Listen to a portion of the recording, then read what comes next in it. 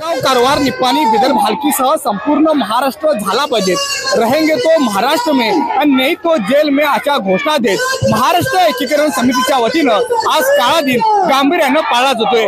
गेल्या 70 वर्षापासून प्रलंबित असलेला हा प्रदेश अजूनही महाराष्ट्रामध्ये समावेश होण्यासंदर्भात अनेक वेळा मागणी केलेली आहे। गेले रस्त्यावरची लढाई असू देत, सुप्रीम कोर्ट संदर्भात लढाई असू देत किंवा कायदेशीर लढाई असू देत, या अनेक लढाईच्या माध्यमातून महाराष्ट्र एकीकरण समिती या प्रश्नासंदर्भात झटत आहे।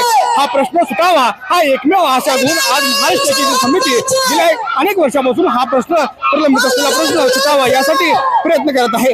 आज सकाळचे 8 वाजल्यापासूनच महाराष्ट्र एकीकरण समितीचे कार्यकर्ते, मध्यवर्ती महाराष्ट्र एकीकरण समितीचे कार्यकर्ते आज संभाजी चौक मध्ये दाखल झाले होते। त्यानंतर हजारोच्या संख्येने यामध्ये महाराष्ट्र एकीकरण समितीचे मराठी भाषिक समाविष्ट झालेले आहेत, सहभागी झालेले आहेत आणि हा प्रश्न सुटावा हा एकमेव आशा घेऊन आज महाराष्ट्र एकीकरण समिती याच्यामध्ये कार्यरत आहे। हजारोच्या संख्येने महिला देखील याच्यामध्ये सहभागी झालेले आहेत, युवक देखील याच्यामध्ये सहभागी झालेले आहेत की यांची एकच मागणी आहे की आमचा प्रश्न तातडीने सोडवा। आता येत्या 21 नोव्हेंबरला हा प्रश्नासंदर्भात सुप्रीम कोर्टमध्ये सुनावणी देखील होणार आहे आणि हा प्रश्न सोडवण्यासंदर्भात सुप्रीम कोर्ट आता राज्य सरकारनं महाराष्ट्र सरकारनं या संदर्भातची प्रयत्न चालू केलेले आहेत की हा प्रश्न सोडवण्यासंदर्भात केंद्र सरकार या संदर्भात भूमिका अद्याप घेतलेली दिसत नाही।